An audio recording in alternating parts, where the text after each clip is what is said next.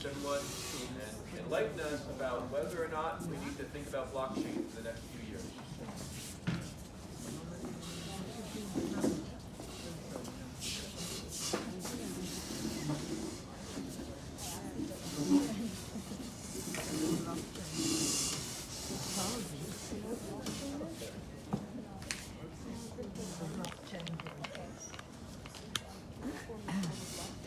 So to start, I thought it would be a good idea to just give a round of applause to Gabe and to Donnie Rinsberg. Thank you very much for your effort. May the crowd continue to grow. You can't hear me? Where's the mic? Okay.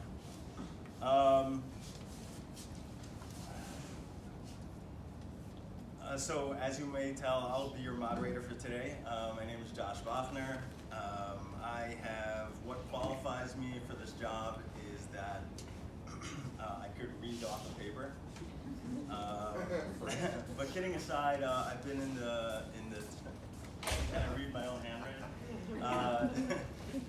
I've been in the tech industry for about 20 years, startup tech industry. I've held executive level positions in different industries, different companies within tech, and now I primarily am working in the blockchain, crypto, and NFT market. I'll be asking the questions, but I'm not your expert today. Your experts are here. The first, Aminadav, Glickshtein or Glickshtein? Both. Both. He's versatile. Glickshtein, blockchain architect at Ernst. In Hebrew it's Glickshtein. Glickshtein? But in English it's Glickshtein. Glickshtein. Aminadav Glickshtein, blockchain architect at Ernst & Young. Aminadav has 20 plus years experience as a software developer. He was rated he's one of the top developers in the world, top 1% of developers in the world. He started developing at age 7. What were you doing at 7? He has developed, I actually know, we're best friends from when we were kids. So. He has developed 140 SaaS applications, wrote 3 patents related to cybersecurity and blockchain, hence why he's here. He is a senior lecturer at many of Israel's largest tech conferences.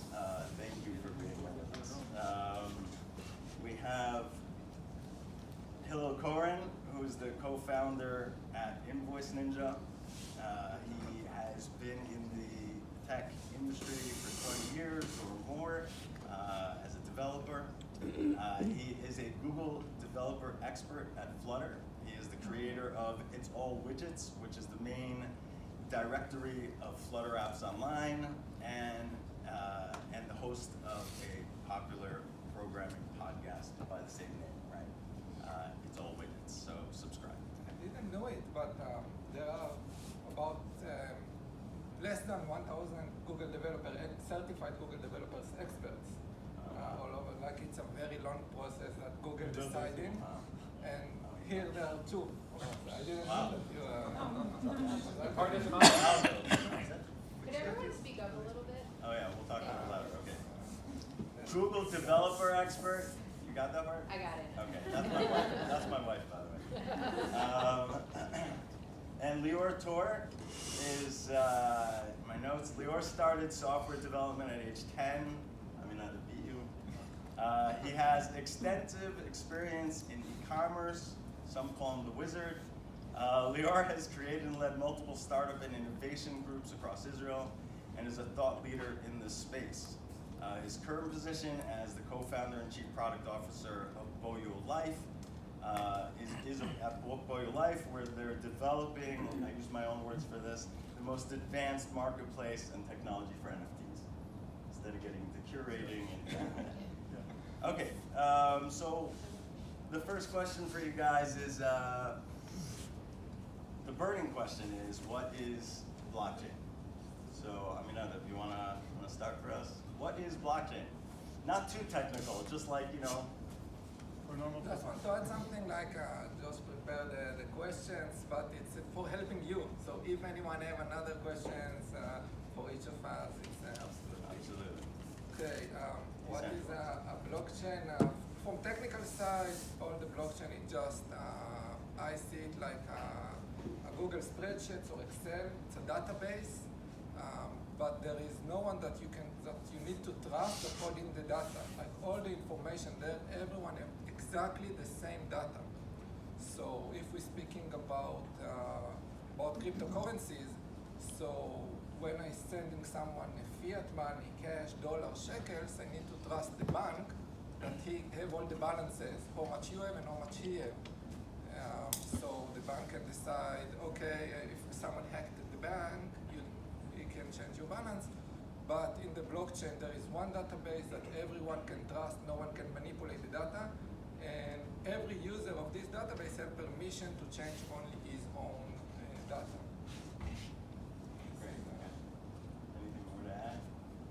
Sure, I add a little bit. I think it's a very good explanation. I like the word block and chain is kind of key. So think about what's a block and what's a chain. So again, and this answers how it's solved. So the key is each block is essentially the final transaction. This is where the state is at, and it's a chain. And the key is that each block is built on the block before it. And what that means is essentially it's a write-only database because each block is connected. If you were to change one block lower down in the chain, it would affect every other chain of link, so it can't happen. So you trust if you're at the last block, because this block is accurate, it's because it's a block chain, the trust of that block is essentially enabled by every other block before that comes about. I think one thing also to consider with blockchain in general is what the banks provide for you, the blockchain doesn't. So banks providing account services. You lost your password, they'll reset it. Your fraud, they'll help you and recover you. With blockchain, you get none of that. I'm a bit of a skeptic on the panel probably, because I'm not necessarily 100% convinced. I think we're also at the very beginning. And when we talk about blockchain, we're really, although it seems it's been 10 years, we're really probably day one relative to months ago. That's important to remember, just long term, yeah. And just long term that if you lose your password with the banks, they'll kind of cover you. Whereas with blockchain, you are everything. It's all securities on you, for better or worse. And one last thing I'll add, I think the key there is that the trust factor, it's not just trusting the blockchain, it's also trusting governments. So a big boom or a big driver of blockchain growth was with Greece, when Greece had the collapse. And the Greece went into the bank accounts and took money from people's accounts. That really shook up the world, and that's when people turned to blockchain, like, wow, well, if I had blockchain, it couldn't take my money. And so I think there's a strong connection between kind of ownership, you'll see long term. I think as people are thinking about banks act like Canada, when Canada went and took money from people to point to truckers, that had a kind of connected effect to blockchain because it's about control and ownership. I think there's a question. No, very simple question relating to what you're saying. Another factor to the blockchain, I believe that a lot of people don't understand, including me, myself, is that being decentralized, okay, the big question is, you're not bank A, bank B, where there are offices. Now, this is a decentralized system that runs, let's use a very broad word, internet, okay? I understand the nodes, I understand all the concepts. I'm an engineer, I know, I'm trying to get into a simple way. So these nodes, these hubs, the computational power of the blockchain, at the moment there's no governance, or at least there's no given governance, meaning we don't know where it is, can be anywhere in the world, and it's distributed, meaning that more people can have the same copy of the spreadsheet in different computers. So now, how do we trust that system? It's just a simple question. There are two solutions, right? Proof of work and proof of stake. And these are kind of, this kind of probably comes later. This talks about, people talk about blockchain is so bad for the environment, it uses so much energy. And that's because Bitcoin, which was the first, I think, public, you correct me if anything wrong, by the way. Much more an expert than I am. I'm just based on, I'm just like a fan of it. I'm curious about it. So, but blockchain, Bitcoin was the first one, but Bitcoin is very inefficient. So Bitcoin uses proof of work. Essentially means you have all these computers racing each other to solve the problem. And whoever gets it first gets the Bitcoin, they win. The waste there is that everyone else who's trying and competing, all that energy is wasted. It's all useless. And you have all these computers running, trying to solve problems, and all these people with copies, they're all trying to solve the problem. Only one guy gets to solve it, he gets the money, everyone else is wasted. This new approach, proof of stake, is a simpler solution. I don't understand, you probably understand the technical specificities of it, but with this approach, since each person is doing the one problem and it's less distributed in that way, it's more kind of organized, but it's much more efficient. Because this way you don't use wasted efficiencies. But a lot of it comes down to math. If you're a math fan, people who love math love Bitcoin because it all comes down to proofs. It's all provable. And that's why Bitcoin isn't hackable, because it's not up to, there's no, it's simple enough that we know the code is coded correctly, and there are mathematical proofs which ensure that based on these criteria and these processes, the ended result will be true. And one thing that's worth to clarify, what it comes down to is one simple question. You have $1, have you spent this dollar or not? That's the question, right? And to prevent someone taking the value of $1, I'm spending it 3 times. I'll go through quickly spend it 3 different people and try to trick the systems. And that's what has to be resolved to make sure that this person with $1 only really spent it 1 time, doesn't spend it multiple times. Going even backwards one step, how would you, if you were to open up a dictionary and it said blockchain in like, a sentence, what would you say that is? I would say distributed read-only database. That's pretty much, that to me is it. It's distributed, means it's distributed, everyone has copies, and it's read-only. Sorry, write-only. Right? Distributed write-only database. Only can write to it. You can never change it. Write once, essentially. Once it's written, it can never be modified. So distributed write once only database is probably how I see it. All right, let's jump into, I just want to get into some real life examples of how the blockchain would affect the world at large. I don't want to dive too deep into the technicalities right now, so maybe Lior, you can start with, where is blockchain used in the world? What industries? Yeah, so we saw blockchain in Bitcoin first, that was for many years. Can't you? Sorry. We saw blockchain in Bitcoin, that was the first big use case. That you can correct me if I'm wrong. And today, I think the big boom after using the currency, and Bitcoin is a big proof of blockchain having a practical use. It's working. It's working, although it has its disadvantages, but it's a system that works. And it's been working since 2011, I think. So it's working more than 10 years now. And some people say it's not reliable, but the fact that the world uses it, it's probably reliable in some sense. And more and more organizations and bigger. This year, 2021, was a year of many corporate going inside, investing in Bitcoin, investing in crypto. But I think the big change was basically Ethereum, the second biggest currency, that introduced the idea of smart contracts. Probably some of you know. Smart contracts is basically open the door for decentralized applications. The idea of smart contract is that you have a computer program that is running on the blockchain. And basically that opens a whole new door of wide variety of applications that I don't think we've seen the last of them. This year was the NFTs, the year of the NFTs. So everyone were excited about this new application of the blockchain, which is controversial. We can talk about that probably later. Blockchain has potential to have applications in many fields. Lots of people are talking about housing, like tabu. The word in English is tabu? Registry. Registration, yeah. Registration of houses, registration of cars. If the same process that happened with the banks, that you have a database that can be decentralized, and then the trust can be decentralized, you can think about that same process with other central institutes that will be decentralized. People are talking about now countries being decentralized, identity being decentralized. People are talking, you have your own ID card in your, in your wallet, and it will be part of a universal. Why is that any different than like a passport number or because right now the country runs it, and then it will be like everyone runs it. It's like decentralized, and with some smart algorithm. I don't know. There's tons of questions about. I'm just suggesting what the world ideas that the world is dealing with right now. Sometimes it's really hard to grasp for a normal person. And would it really remove fraud? Like, let's say you used it in a government for voting. We know there's voting fraud. Yeah, so you potentially use it in that. Yeah, there is a guy called from Argentina. I don't remember his name, but his project is called Democracy.Earth, and he's really dealing with voting, and he investigated tons of ideas of how to vote and systems of voting, and he has this idea of like having this identity, like basically voting. Change. I think he used this technology in one of the states in the U.S. that used some technology. So yeah, it goes everywhere basically. And the ideas sometimes people say, well, why is it better than what we have right now? And sometimes people say, wait, but how can we trust this thing? But there are people today that are doing stuff that you wouldn't imagine people were doing. You know? Like people are trying to reinvent the world in a way. Right. So talking about smart contracts, how is smart contracts related to this term like Web3? Aminadav, and can you give us like an idea of how, like what's the capability of smart contracts? Like how can we maybe expect to apply it to our businesses or our lives in some way? In general, what is smart contract? Yeah.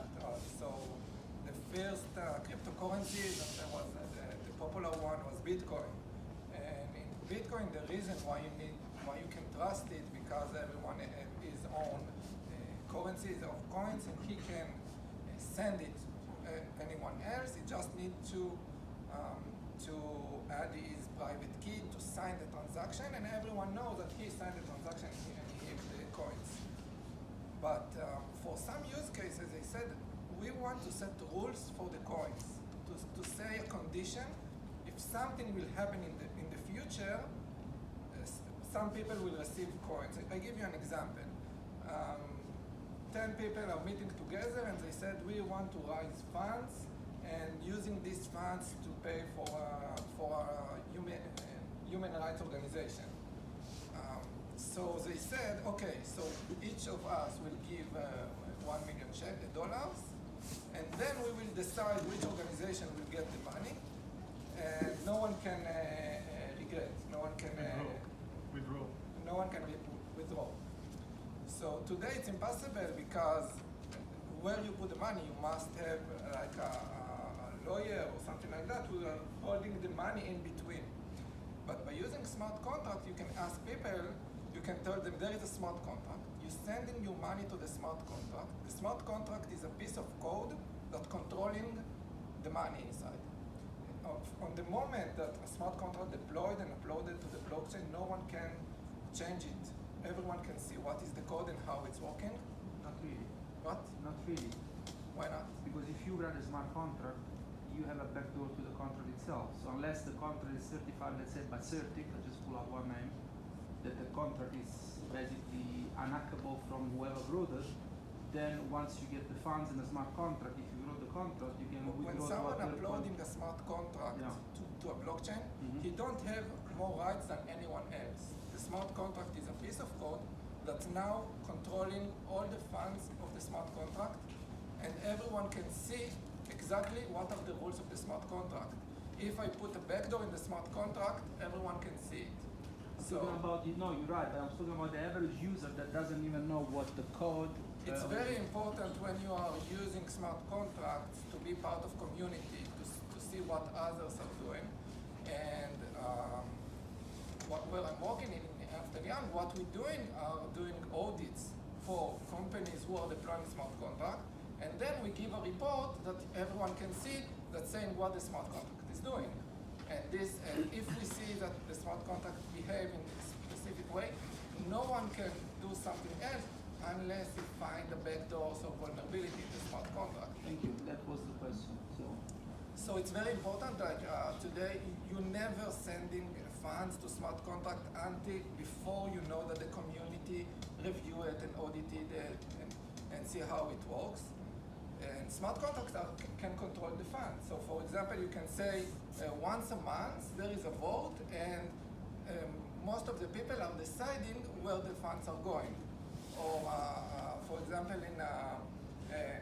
again, as there is a big parking station and every car are blocking someone else, so we want to make a smart contract that if you block someone and he's calling you and you're not moving your car after a couple of minutes, you're blocking something, the customer need to move.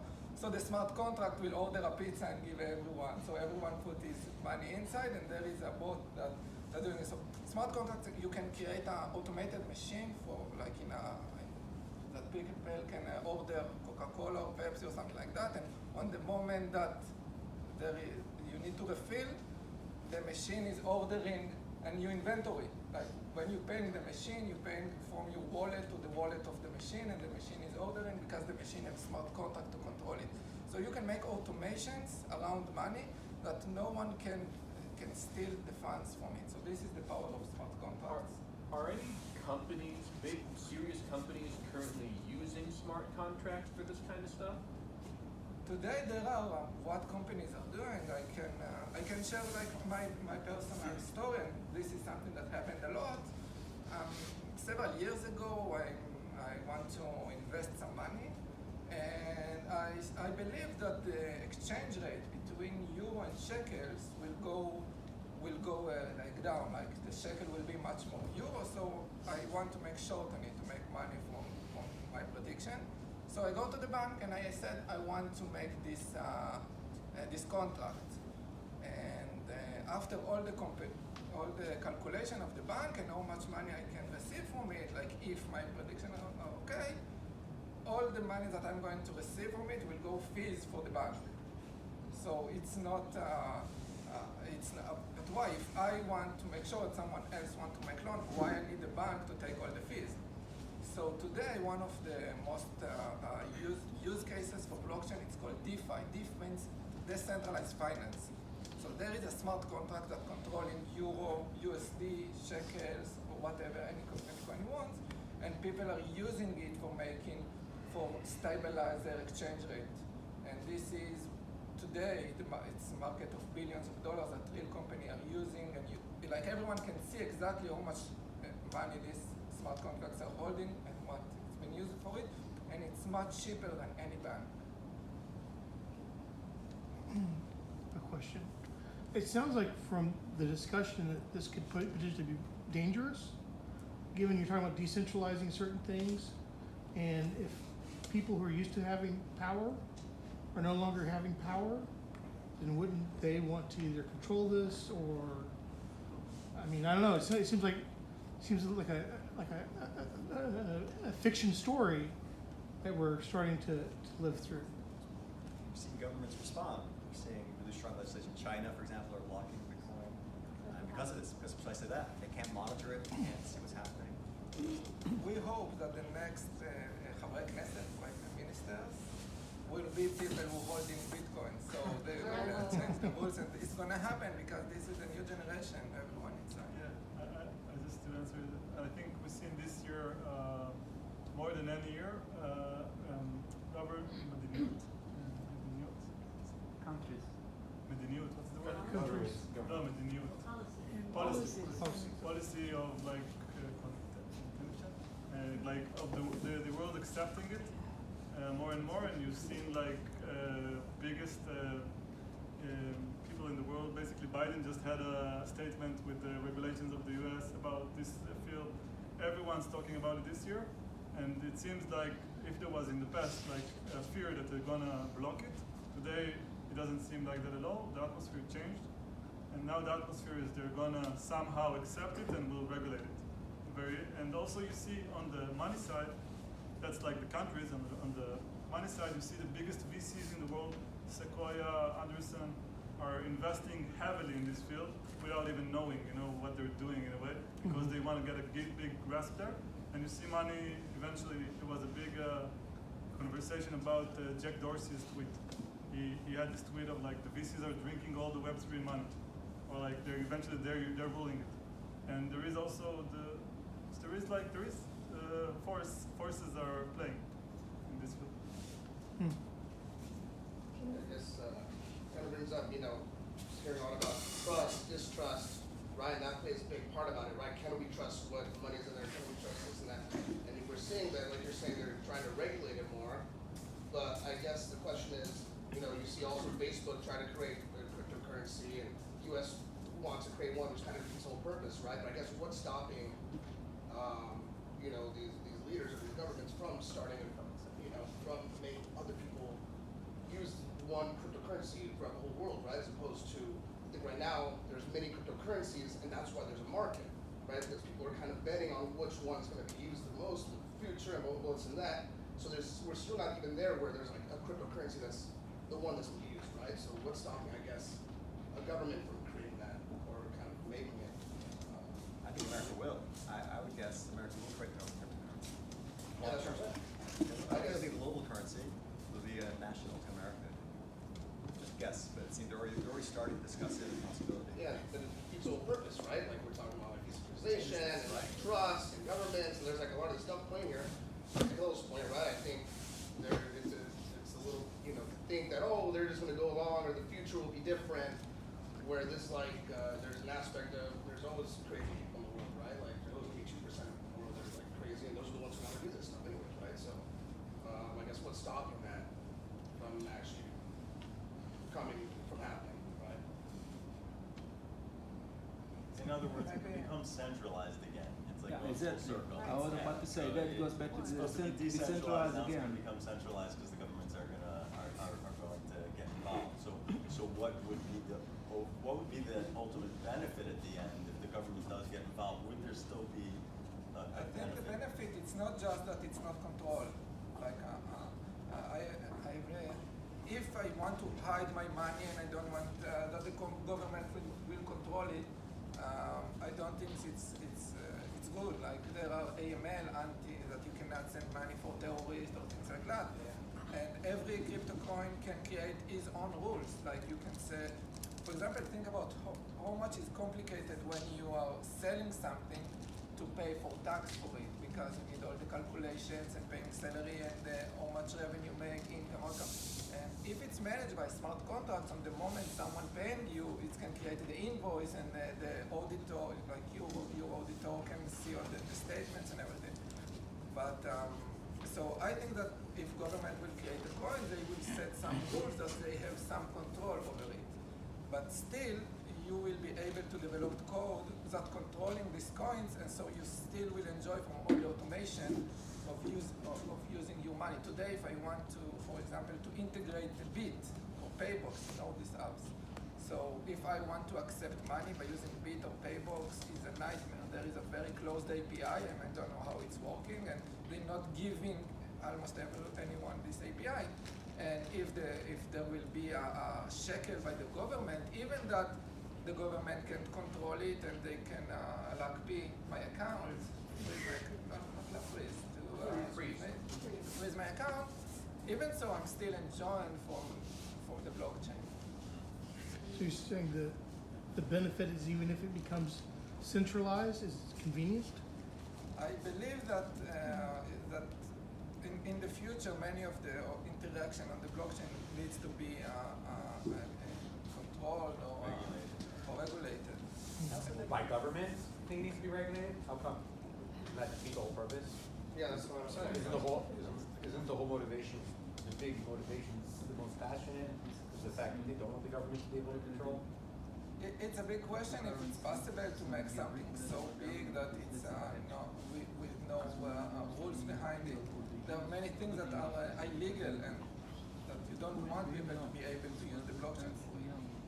For example, right now, like a rug pull or pump and dump, these completely illegal practices in markets are kind of normal in the crypto markets, which is kind of crazy. That's why this year there's so much investment from the corporate side, because it's still a place that's unregulated in a lot of ways where they can't do that in the NASDAQ, they can't do it in the stock market, right? There's certain regulations that are put in place that is still like the Wild West on the crypto side.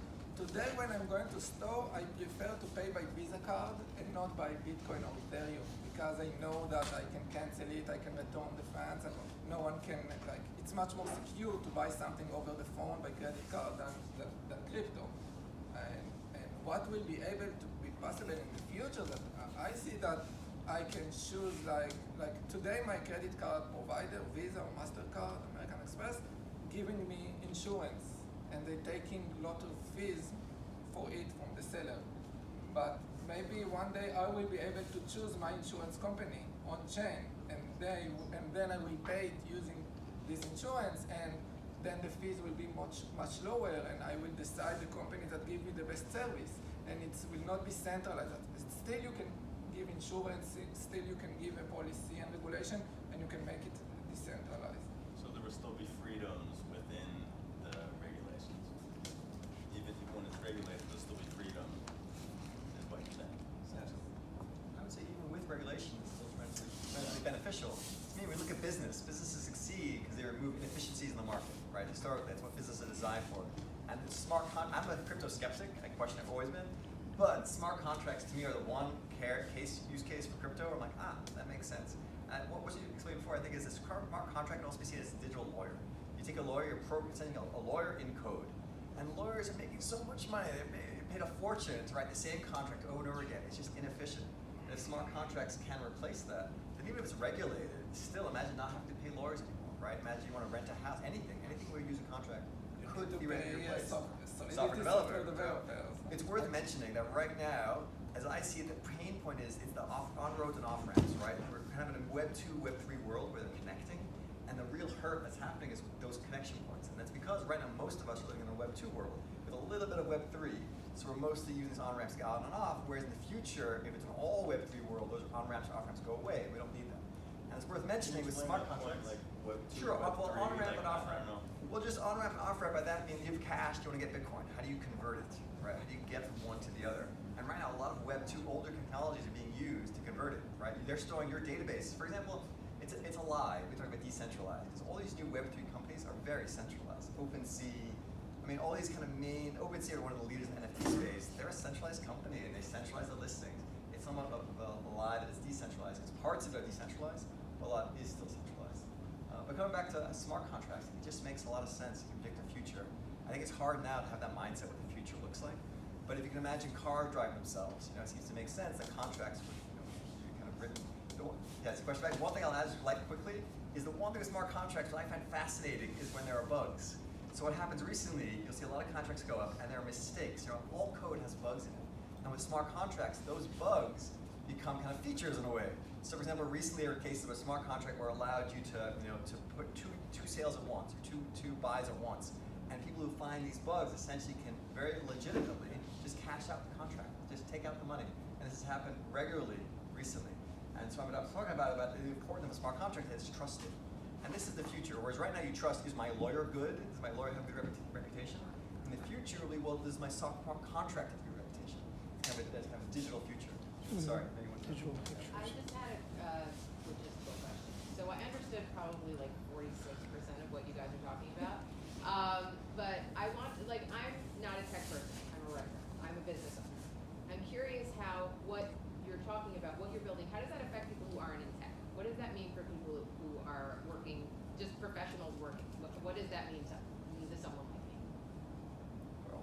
I would say, today less so. It's more about building blocks of the future. It was like 50 years ago, people were working on computers, and they were all in these isolated rooms, these big machines, and it didn't directly impact people. Maybe indirectly through war, not realizing security and safety and military using it. I think we're at that same point now with crypto, where it's being developed in these rooms by scientists, and it's not necessarily everywhere, but it possibly will be. And again, I am a skeptic. I think it's weird, and I think the valuations are crazy. Look at Bitcoin with $40,000 for a Bitcoin. Does that really make sense? A lot of it is a Ponzi scheme, right? To be very clear, a lot of it is greater fool theory. There's someone else who thinks it's worth $41,000, so that's why it's worth that much. It doesn't make sense. Ponzi schemes don't succeed, like the Tulip bubble or Amsterdam. It's just a matter of time until it fails. That said, right, it's 10 years going. The big question is utility. That's always people asking, what can it be used for? We're talking about NFTs a bit. NFTs is really interesting, a use case for utility, which is useful, but who's saying that that's even useful? It's kind of really questionable. So a lot of it concerns me. To me, it's very questionable. The other thing that concerns me is the crypto we're looking at now is very different than the crypto we'll have in 10 years, right? It's going to be ancient. It's going to be like rusted old stuff. And you're already seeing that. It's so inefficient. Like Bitcoin is horrible. It's literally hundreds and thousands of times less efficient than the newer systems. So does Bitcoin really, is it useful? Is it valuable if it's just much less good, less useful? It's a question. It becomes more of like a Pokemon card. It's like collectible, right? I have the book, it's more bragging rights than anything else. And which NFTs really become, right? NFTs, hey, I'm the guy that has the rights, but it's like kids in a playground. And one thing I will add is like one of the leaders in the NFT space, Gary Vee, he'll readily say 99% are gonna fail, which is crazy, right? For like the leader in the space, 99% are gonna fail. Who wants to invest in this space? If you're gonna have a 1% success rate, but they'll readily admit it. I think 95% of businesses fail, right? Within the first 5 years. The alternative is a stock market, but the alternative to invest in the stock market or NFT, your stock market investments. One of the reasons why many of the blockchain of the coins are failing is because everybody knows that today it's Bitcoin here is to stay and Ethereum here to stay, but people say, oh, it's too late, I will not invest money in Bitcoin, I lose the train, and then they invest in new type of coins. And most of these coins, altcoins, are failing. So even if you say 98% are failing, it doesn't mean nothing for Bitcoin and Ethereum. And this is 3% that. So would you say that everyone here should put some money into Bitcoin and Ethereum then? Because in the future, it's going to be worth so much more. Would you, without financial, no, we have lawyers here, no financial, it's not, thank you. Like, Bitcoin and Ethereum here to stay. I'm thinking about the technology. We need it, and people see the blockchain like revolutionary, like the internet. Internet is connecting everyone to one network, and the blockchain is a shared data. So everyone can be connected to the same type of database. And even the internet in the beginning have no meaning for the personal people. Like there is nothing on internet really. There is no YouTube, Facebook, nothing. There's no Google when the internet started, but still it's connecting everyone. So still, like if you have a very important photo and you want to keep it, if you put it on the blockchain, like you're paying the fees and put it, it will stay there forever. No one can delete it. So in other words, I should put $1,000 in, or I should? So today the problem is that even if tomorrow the Ethereum price will drop by 50%, it still will work. Everything will work exactly the same. So today I don't see anything that stabilizes the pricing. Like behind USD, dollars, and shekels, there is a government that they want to keep the value. But all the potentially, if it gets fully adopted, mass adopted by everybody, wouldn't that mean that the price of Ethereum would go up? For marketing perspective, not marketing, from economic perspective, I'm not sure that the price needs to go up if more people are using it, because you don't need to buy something which all Bitcoin. You can pay something half a Bitcoin or 1%. We're running out of time. I just wanted to ask also by raise of hand, or you don't have to raise your hand, but how many people actually own cryptocurrency in this room? Okay, so we should have done that at the beginning. How many people actually own an NFT? I'm going. 3, 4. Okay, so I just wanted to touch on something with NFTs, and then we're gonna have to end. We're running out of time. But can you tell us a little bit more about NFTs, Lior, and what is this whole thing? Has anybody heard of Bored Apes? Bored Ape Yacht Club? Anybody?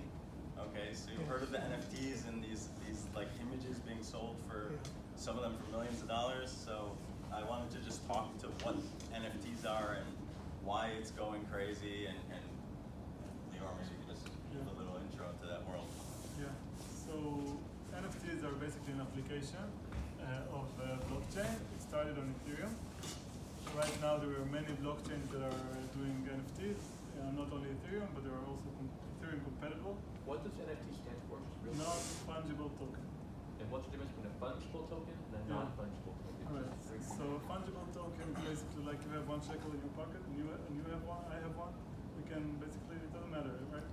So a non-fungible token, it matters. Like I have this unique token, you have your unique token. Like it's like cards, right? You have Pokemon cards, I have this card, you have this card. We can't, if I switch with you, it will be different, you can swap. So this is non-fungible, that's the concept. And the concept is, basically it's like a certificate, like a digital certificate. If the application of Bitcoin was currency, which is fungible, so now there was an application of something that is a certificate that is not fungible. This is for unique items. Now what happened is that the world took this technology and basically connected it to images. So then you had an image that's connected to a certificate, which works like a Bitcoin. It can go to your wallet, it can be in your wallet, and it can be tradable, it can be bought on smart contracts. So basically, it's on the same network. So you have those certificates that you own, either you own or you can sell, or you can buy. So you're basically trading with certificates, right? So then what happened is it started with the CryptoPunks. That was the first collection in 2017. It was a very small market up until this year. up until 2020, it was a 100 million market. 2021 became, there's a different estimate, but $40 billion, meaning it jumped 400 times the market on 2021. Everyone heard about this concept in 2021. And why did it boom? I'm not sure why at this stage of time, but it boomed big time. And what happened is people used it for different use cases as collections of NFTs. And why people trade them? I mean, NFTs, usually there's like 10,000 pieces or 1,000 pieces of a collection, which is like cards, you would say. Each one of them is has like the same image, but different characteristics, with making some of them more rare and some of them less rare. Now, because I think people felt it's an historic moment that NFTs are booming, and it's like something big that happened, like crypto, so they felt those first collections are going to be big, like CryptoPunks. For example, today CryptoPunk can get to $25 million, one NFT, and what you're buying is a certificate with a pixelated image on it. That's like insane, but that's happening. And I think people are seeing, and NFTs has different utilities. One of them is collectibles, like those, Digital art. It's not art even. It's collectibles. You can connect an image, but people are not buying it because of the artistic value. Another utility is art, and then artists came and started to put digital art with a certificate, and that kind of makes more sense for us, for normal people, like thinking about like how art is traded. Like if you have a Van Gogh picture, so now you have a digital art that can be traded, and you can make 1 copy or 10 copies out of it, and you can sell each one with a certificate. And then what happened is it became much more than that, and we talk about the apes. The apes is right now the biggest volume collection with the biggest volume in the world. By the way, they just bought CryptoPunks. It's kind of like what you asked about, and the VCs, Anderson invested $400 million in this company that created the apes, and they bought the other biggest collection. So right now they're trading 26% of the market. Or one company, the decentralized company, market, which is concerning. And I was talking about the apes. So what happened with the apes is that the utility started to change, and these NFTs people started to think, okay, how are we going to market them? How are we going to make more stuff available with those NFTs? So they became like passes to parties. They became like a club member. They became like a community sign, a status sign, meaning celebrities starting to buy them.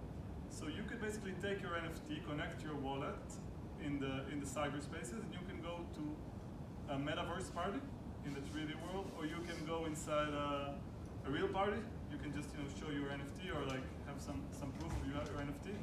You can have special games, computer games, that are only open for those people, or those people have special privileges in those games. So it started to create a whole ecosystem around those collections. And the collections are starting to be measured, like which collection is better, upon a whole project and what ecosystem and community is around it. So right now, if you want to start a good NFT, some people think I will open an NFT and I will start earning money. It's not exactly like that. 99.8% of the NFTs have never been sold.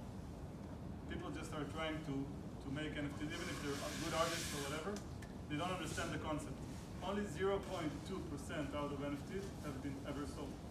Okay? And so the projects that work today, there are only 15,000 collections that were ever sold on NFTs. Okay, so today, what people are looking in a project is a good concept. Usually it has to do with gaming or with like virtual worlds. I'm talking, also there is different utilities. Some people that are looking for good art, that's a different type.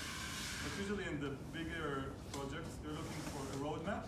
It's like opening a startup, opening an NFT project. You have to have like your community manager. You're gonna have to have your like blockchain specialist, you're gonna have to have like a roadmap saying where you're gonna be in 3 months, where the community is gonna be in 6 months. You're gonna have a whole community with a Discord around it. So building today a successful NFT collection is lots of work, and you have to really investigate inside this. No, but if you're doing it correctly, the amounts are crazy. Like some people earned tens of millions of dollars on day one. Yeah. Day one. But how much prep to get there? They knew what we were doing. They knew what they were doing. That's correct. But I don't know other businesses you can earn Okay, we're gonna tens of close millions. out, but just for the last question, and just if there's any like practical advice, you know, kind of like what Ria was saying, like why should I care about it?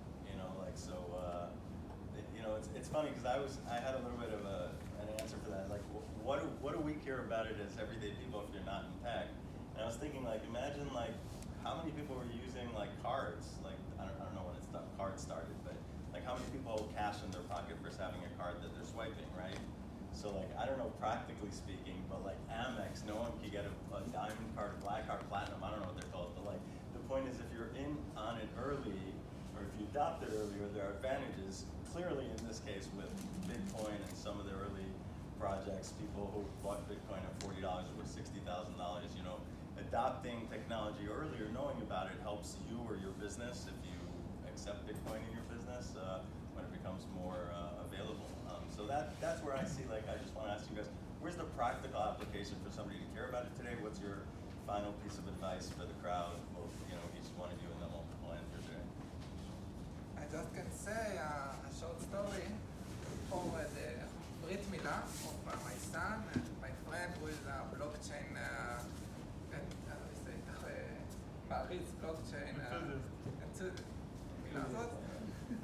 He decided to give us, instead of a gift, to give us in Bitcoin the same amount. So he created a new wallet, transferred the Bitcoin to this wallet, and he gave us the paper that gives with the private key and QR code and everything.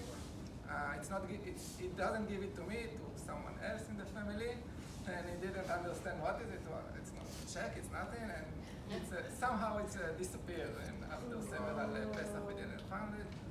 So if you decide to invest, so there is a rule of thumb in Bitcoin. There are some exchanges that keeping you, it's for you. Like if you're buying today, if today you're gonna buy any crypto, you're going to website like P2C or Bits of Gold, and you transfer you withdraw your money, and then you buy the Bitcoin, Ethereum, or whatever, and then you can keep it there, or you can withdraw it to your own account. So always it's saying like if you're not having the private key, you don't have the money. Like someone can hack Bitcoin, and it's happened many times that companies have been hacked. So if you want to invest for a long time, you must to withdraw it to your own and to have your own private key. And usually people are writing the private key on not piece of paper, and there is a specific metal, I don't remember it, that even if the in fire or anything, you have, it's called the C, the private key, and to keep it in a safe place. So this is my advice. So my advice, well, Aminadav mentioned it earlier, I think it's very accurate. As far as an investment perspective, historically, when we look at it, there's Bitcoin, there's Ethereum, there's everything else. Everything else, Aminadav used the term altcoin, you use the term shitcoin. Very common-tory, which is an accurate term you should be aware of, because what it is. And you look historically, these are very, very, very high risk. They're essentially lottery tickets. It's the same kind of calculation. So if you want to buy a lottery ticket, they're great. That's a good option. I would say, but comparatively, compared to them, historically, Bitcoin and Ethereum have both been actually relatively stable, long-term, and trending. So if you were going to invest, we very highly recommend those two versus some other random coin that someone suggests, because most of these random coins, they use altcoin or other terms because essentially they're very easy to be kind of faked. Essentially, it looks like it's going to go up, and then really pull the rug pull and take the money out right away. And I'll say one thing I'd say with NFTs, the challenge I see with NFTs is liquidity. So and it's because of the non-fungible aspect, right? So historically, we had scarcity. Nobody had anything. And then the digital came around. We have abundance, right? It's a JPEG, just copy it. We all have it. And NFTs essentially is artificial scarcity. Or we could all have the music. We could all have the JPEG. But we have artificial saying, no, only I have it, which to me is weird. But say you want to do that, if you then own it and want to sell it, if I want to sell a Bitcoin or sell it Ethereum, it doesn't matter, right? Because my Bitcoin and his Bitcoin are the same, it doesn't matter. With an NFT, the seller has to want your very specific NFT, which means as a market, rather than a market of 1 million Bitcoin buyers, you have a market of, well, who's that person that wants the NFT I have? So it's challenging. So from an investment perspective, liquidity I think is a big concern long term. And also NFT trajectory interest is on its way down, not up right now, so it's questionable. But be safe out there. I think I'm very concerned. I follow the scams. I find it really interesting. I'll end with one quick scam that's very common in NFT space. I'll understand what's happening. You'll have an NFT, someone will make their own NFT, a picture of a rock, for example, or anything, some picture, and they'll buy it, and they'll set up 3 wallets. And the first wallet will buy it for $10, and the first wallet will sell it to some other random wallet who they own for $100. Then that wallet will send to the next person for $10,000. Then this third wallet, who's a random person, says, hey, I'll sell you this $10,000 NFT for $200, $2,000. And you're like, whoa, that's an amazing deal. Look, it has a history. It's gone up from 100, I'm getting in, but in reality, you're getting ripped off. And that's the challenge. I think right now, it's so hard. There's no visibility, there's no regulation, that it's very challenging. I find that these scams interesting, but they also concern me, and that's why I haven't invested yet. But good luck, if everyone invested. Talk about you guys be crypto billionaires next time. You can all see. Great. Yeah, I would go with that. Continue what you said about investing in NFTs is like you said, it's more a risk because each one of them is like, it's like investing in art. Who knows who's going to be the biggest artist or so. I would say that actually we're in Boyo. We're building a system that is according to curators, to experts. You can kind of choose your NFT because most people don't know how to choose it. So that's something that we can give.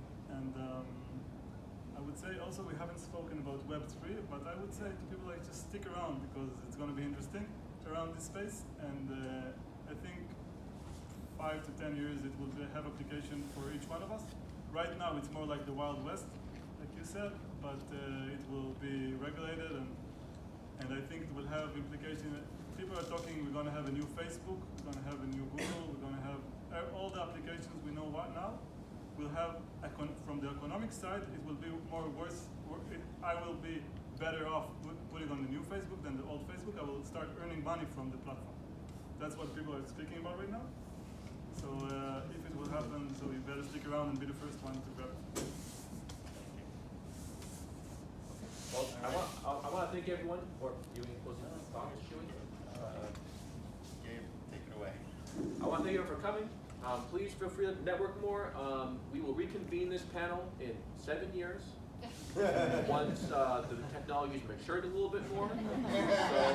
So wait around. And if you have any questions about how to go buy your own NFT or Bitcoin, these fine folks will be able to tell you exactly how to risk your money. So thank you all again.